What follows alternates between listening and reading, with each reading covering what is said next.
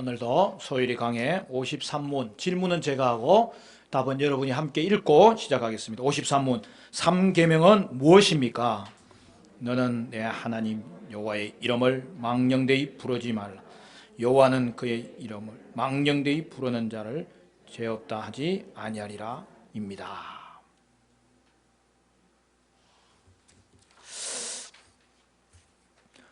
여러분, 모든 사물에는 이름이 있잖아요.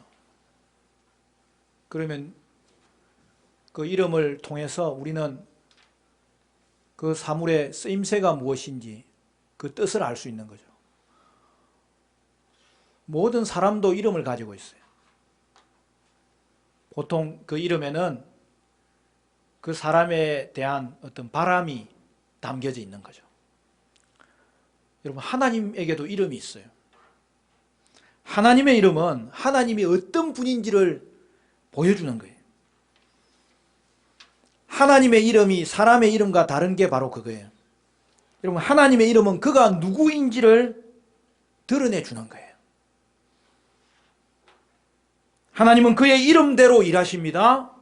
하나님은 그의 이름대로 우리에게 그의 존재를 드러내십니다. 우리는 하나님의 이름을 통하여서 하나님을 알게 되는 거예요.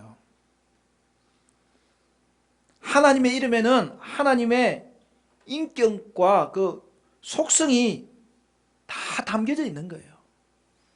그러므로 여러분, 하나님의 이름이 하나님을 대표하는 거죠.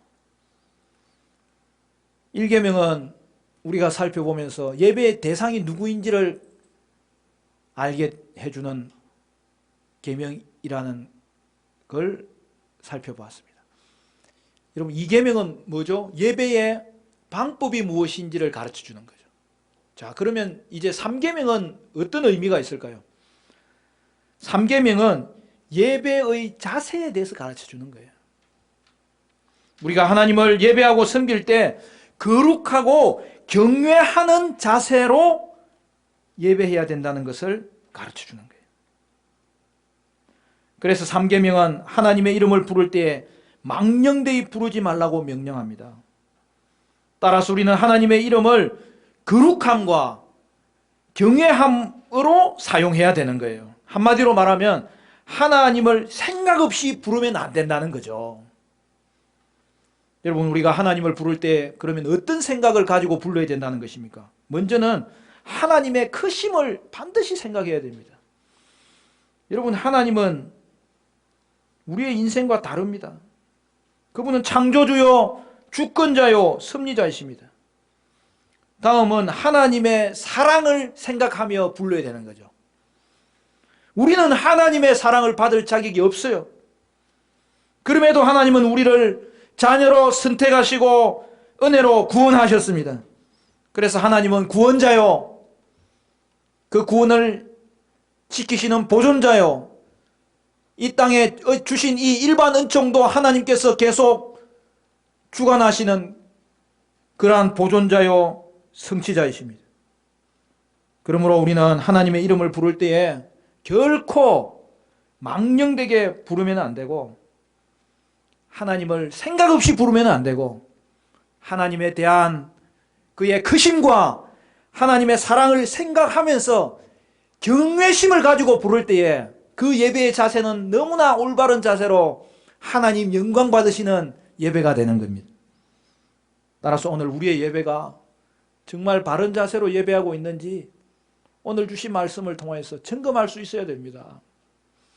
우리가 자신을 다른 사람에게 소개할 때에 자기 이름을 말하는 것은 이제는 그 사람과 좀 더 깊은 관계 맺기를 원하는 것이 있기 때문이죠. 그럼 우리가 매일 만나지만 말 한마디 나누지 않는 사람도 있습니다. 그냥 인사만 하고 실제로는 알지 못하는 사람도 있습니다. 그러나 어떤 사람이 나를 멈춰 세우고 자신을 소개하면서 이름을 말한다면 그 사람이 나와 이전보다 더 가까운 관계 맺기를 원한다는 것을 알 수 있죠. 그래서 우리는 관계를 맺는 첫 출발이 서로의 이름을 가르쳐 주는 것이고 서로의 이름을 아는 것이죠. 하나님은 우리를 위해서 놀라운 일을 많이 행하셨는데, 여러분, 그 중에 하나가 하나님이 우리에게 자신의 이름을 말씀해 주셨다는 거예요. 하나님이 말씀하시지 않는다면 우리는 하나님을 알 수도 없고 하나님의 이름도 알지 못해요. 그러나 하나님은 말씀하시는 가운데 우리에게 그의 이름을 알려주신 거예요. 그리하여 하나님은 우리가 하나님을 알기 원하기 때문에 자기의 이름을 알려주셨고 우리와 관계를 맺게 우리를 이끌어 주시는 거예요.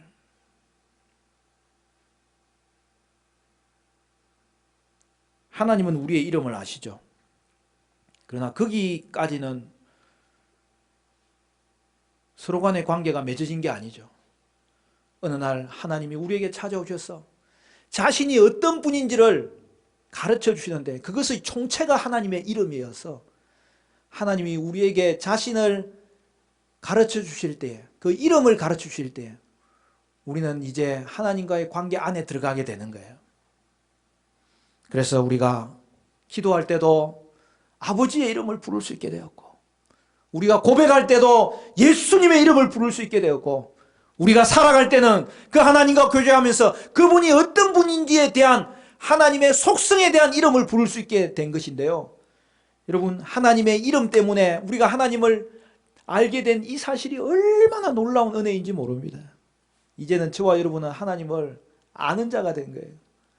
하나님을 부를 수 있는 자가 된 거예요. 하나님과 교제할 수 있는 자가 된 거예요. 하나님과의 관계가 회복된 존재로서 이 땅을 살아가는데, 이제는 우리 혼자 사는 것이 아니라 평생토록 주님이 우리와 함께 하시는 귀한 삶을 살게 하셨는데, 그것의 가장 중요한 통로가 뭐냐? 하나님의 이름을 통하여 하나님이 누구인지를 알게 하셨다는 거예요. 하나님은 지극히 위대하심으로 한 가지 이름으로는 우리에게 자신의 모든 것을 알려주실 수가 없습니다. 그래서 하나님이 여러 이름을 사용하시는데, 각각의 이름은 하나님이 얼마나 위대한 분인지를 우리에게 조금씩 보여주신 거죠. 하나님이 모세를 만났습니다. 모세를 불러 이스라엘 백성들을 애굽에서 노예 생활 된 데서 해방시키사 이끌어내실 때에 모세는 사람들이 자기를 보낸 분이 누군지 알고 싶어 할 것을 염려했습니다. 그의 이름이 무엇이냐 하리니 내가 무엇이라고 그들에게 말하리까? 그렇게 모세가 하나님께 여쭈었습니다. 그때 하나님은 어떻게 대답하셨습니까? 출애굽기 3장 14절 15절 말씀은 이렇게 말씀합니다. 하나님이 모세에게 이르시되 나는 스스로 있는 자이니라. 또 이르시되 너는 이스라엘 자손에게 이같이 이르기를 스스로 있는 자가 나를 너희에게 보내셨다 하라. 하나님이 또 모세에게 이르시되 너는 이스라엘 자손에게 이같이 이르기를 너희 조상의 하나님 여호와 곧 아브라함의 하나님 이삭의 하나님 야곱의 하나님께서 나를 너희에게 보내셨다 하라. 이는 나의 영원한 이름이요 대대로 기억할 나의 칭호니라. 하나님은 자신을 스스로 있는 자라고 밝히시면서 여호와라는 이름으로 우리에게 알려주신 것이죠. 모세는 백성들을 이끌어 하나님께 순종하고 하나님을 순종하면서 섬기면서 그는 하나님을 점점 더 알아갔죠. 모세는 하나님에 대해서 많이 알면 알수록 하나님에 대해서 더 많이 알고 싶어 했습니다. 어느 날 모세가 하나님의 영광을 보여달라고 하나님께 부탁했습니다. 하나님은 하나님을 보고 살 자가 없다고 대답해 주었습니다. 그래서 하나님은 모세를 보호받을 수 있는 반석 틈에 두고 하나님의 영광이 모세 곁을 지나가게 하시겠다고 말씀하셨습니다. 동시에 자신의 이름을 모세에게 선포하시겠다고 말씀하셨습니다. 그래서 하나님은 말씀하신 대로 모세를 바위 틈에 두시고 그 곁을 지나가셨습니다. 그리하여 모세는 하나님의 얼굴을 보지 못했지만 그의 뒷모습을 보았다고 성경은 말씀하고 있습니다. 그리고 하나님은 자신의 이름을 모세에게 선포하겠다고 말씀하셨는데 대신에 하나님은 자신이 어떤 분인지를 말씀으로 다 가르쳐 주셨습니다.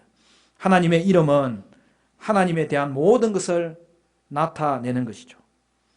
하나님은 자신이 자비롭고 은혜롭고 오래 참으시고 용서하시고 사랑하시며 신실한 분이라고 모세에게 말씀하셨습니다. 그리고 하나님은 거룩하시며 죄를 벌하시는 하나님이라고 말씀하셨습니다. 하나님에 대한 모든 것이 하나님의 이름에 압축되어 있는 거예요. 그러므로 우리는 하나님의 이름을 특별한 경외심을 가지고 대해야 되는 거죠. 하나님의 이름은 하나님에 대한 모든 것을 나타내고 있습니다. 따라서 하나님의 이름을 무례하게 말하는 것은 하나님께 무례함을 나타내는 것이 됩니다. 여러분, 시편 기자는 시편 8편 1절에서 이렇게 고백합니다. 여호와 우리 주여, 주의 이름이 온 땅에 어찌 그리 아름다운지요, 주의 영광이 하늘을 덮었나이다. 무슨 말이에요? 여러분, 이 말씀을 보면 이 다윗이 지은 시인데요, 다윗은 하나님이 행하신 모든 일에 대해서 하나님의 이름에 찬양과 높임을 올려드린 거예요. 이 시편은 하나님의 놀라운 창조 역사를 말씀합니다. 우리는 온 우주 가운데 하나님이 만드신 모든 것이 얼마나 놀라운지 보면서 하나님의 이름의 아름다움을 보는 거예요. 구약시대에 하나님이 자기 백성을 위해서 행하신 일들은 하나님의 이름이 위대하고 영광스럽다는 것을 보여주는 거예요. 하나님이 행하신 가장 위대한 역사는 자기 아들 예수님을 통해서 자기 백성에게 구원을 베푸신 사건이죠. 그러므로 우리에게 구원을 주신 위대한 우리 하나님의 이름을 우리는 높여야 되는 거죠. 여러분, 사람들은 종종 하나님이 행하신 모든 일들의 주된 목적이 우리를 위한 것이라고 생각합니다. 하나님은 자기 백성을 사랑하십니다. 사랑하시기 때문에 자기 백성을 위해서 오늘도 일하십니다. 그러나 하나님이 행하시는 모든 일의 우선되는 목적은 하나님 자신의 이름을 영화롭게 하기 위함입니다. 하나님이 이스라엘 백성을 위해서 역사하신 이유가 그들이 다른 이들보다 나아서가 아니라 하나님의 위대한 이름을 위해서 행하신다고 종종 말씀하셨습니다. 여러분, 구약시대 하나님의 백성은 하나님께서 용서해 주시고 보호해 주시기를 간구할 때 자기들은 그럴 만한 가치가 없지만 때로는 범죄하여서 하나님께 이제는 형벌 받아서 결국에는 이방 나라에 팔려간 그런 지경에 있을지라도 단 하나를 걸고 기도할 수 있었지요. 하나님의 이름을 위해서 자기 백성을 회복시켜 달라고 그들은 기도하였습니다. 하나님의 이름은 다른 어떤 이름보다 위대합니다. 하나님의 이름은 하나님에 대한 모든 것을 나타내 줍니다. 하나님은 자기의 이름이 영광스럽게 되고 찬양받기 위해서 오늘도 놀라운 일을 행하시고 있다는 사실이죠. 그러므로 여러분, 우리가 하나님의 이름을 높이고 공경하기를 하나님은 우리에게 요구하고 계시는 거예요. 하나님을 사랑하는 자들은 하나님의 위대한 이름을 찬양하기를 기뻐하는 자들입니다. 예수님의 제자들은 어떻게 기도해야 될지를 예수님께 가르쳐 달라고 질문했습니다. 여러분, 기도가 하나님과의 대화 아닙니까? 그렇다면 여러분, 예수님보다 기도를 더 잘 가르쳐 줄 수 있는 분은 없는 것입니다. 성자 하나님이신 예수님은 영원전부터 살아계셨습니다. 영원전부터 성부 하나님을 사랑하고 그분과 대화하셨습니다. 예수님이 하나님이시므로 성부 하나님의 마음을 다 알고 계셨습니다. 우리가 하나님을 기쁘시게 하려면 어떻게 기도해야 될지를 예수님보다 더 잘 아시는 분이 없습니다. 그래서 예수님은 우리에게 이렇게 기도하라고 가르쳐 주신 것이 주기도문입니다. 그런데 말입니다, 기도에 대해서 가르쳐 주시면서 주기도문에서 가장 먼저 기도하라고 가르쳐 주신 내용이 뭐죠? 우리가 잘 아는 주기도문, 여러분, 첫 번째 간구가 뭐죠? 마태복음 6장 9절부터 나오잖아요. 그러므로 너희는 이렇게 기도하라. 하늘에 계신 우리 아버지여. 그 다음에 이름이 거룩히 여김을 받으시오며. 우리는 기도할 때 주로 제일 먼저 그 순간에 지금 우리에게 가장 필요한 것을 구하기에 바쁩니다. 그러나 예수님은 우리가 기도할 때 가장 먼저 하나님의 이름이 거룩히 여김받기에 합당하신 그 이름이 높임받기에 오늘 그 일이 이루어지도록 하나님의 이름을 위해서 먼저 기도하라고 우리에게 가르쳐 주신 것이죠. 하나님은 자기의 이름에 대해서 말씀하시면서 예수님의 이름에 대해서도 말씀하셨어요. 예수님은 성자 하나님이신데 성부 하나님은 예수님의 이름이 자신의 이름만큼 높임받기를 원하셨어요. 예수님이 인간이 되시사 하나님 백성의 죄를 담당하시고 죽으셨으므로 성부 하나님은 자신의 아들이 크게 높임받기를 원하시는 거죠. 여러분, 그것이 초대교회 신앙 고백 가운데 있지 않습니까? 빌립보서 2장 8절부터 나오는 말씀은 이렇게 기록되어 있습니다.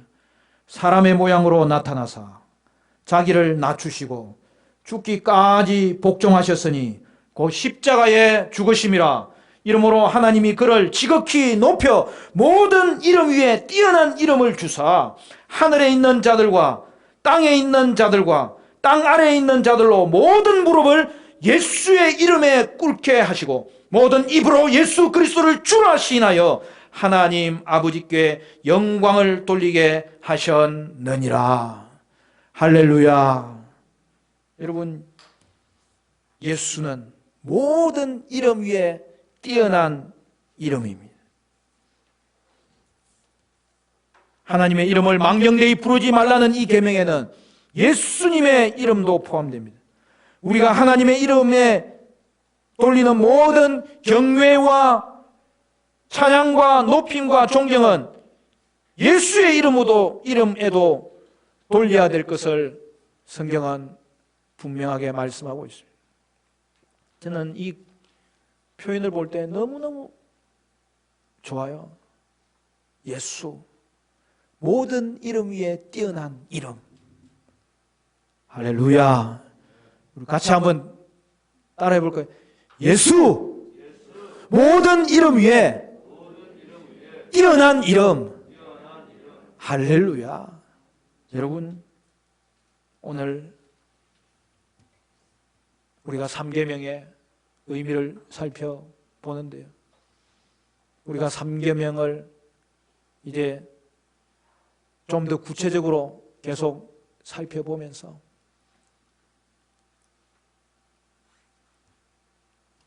하나님을 부를 때에 우리가 얼마나 거기에 하나님에 대한 생각을 갖추어서 부르고 있는지 점검할 수 있기를 바라고, 그리하여서 모든 이름 위에 뛰어난 하나님의 이름, 예수님의 이름, 성령님의 이름을 부를 때마다 그의 이름만 불러도 하나님의 그 이름 안에 담겨져 있는 하나님의 놀라우신 은혜가 나에게 다가오는 그런 예배를 드려야 되겠는데, 그런 거룩함과 경외심의 마음을 가진 예배의 자세가 오늘 우리 가운데 다시 한 번 더 회복될 수 있어야 되겠다는 것이 오늘 이 3계명이 우리에게 주는 도전이죠. 말씀을 맺겠습니다. 하나님의 이름은 하나님이 누구인지를 알려주신 것으로, 하나님의 이름을 부르는 것은 그가 누구인지를 고백하는 것이라는 이 사실을 엄중하게 생각해야 됩니다. 따라서 우리는 하나님의 이름을 부를 때에 망령되이 부르면 안 되고 생각 없이 부르면 안 되고 신앙의 고백을 담아서 경외심을 가지고 불러야 된다는 거예요. 하나님을 예배할 때에 우리는 하나님을 경외하는 바른 자세로 예배해야 된다는 거예요. 오직 하나님의 이름만이 높임받도록 예배해야 된다는 거예요. 사랑하는 성도 여러분, 여러분의 평생이 오직 하나님만 예배하고 하나님이 말씀하신 방식대로 예배하고 오늘 주신 말씀대로 여러분 하나님을 경외하는 바른 자세로 예배할 수 있어서 예배를 통해 하나님께 영광을 온전히 올려드리고 그 예배 가운데 임하시는 주님의 영광을 경험하고 천대에 약속하신 축복이 임하는 예배자로 승리하시는 복된 성도 되시기를 주님의 이름으로 간절히 축원합니다. 축원합니다.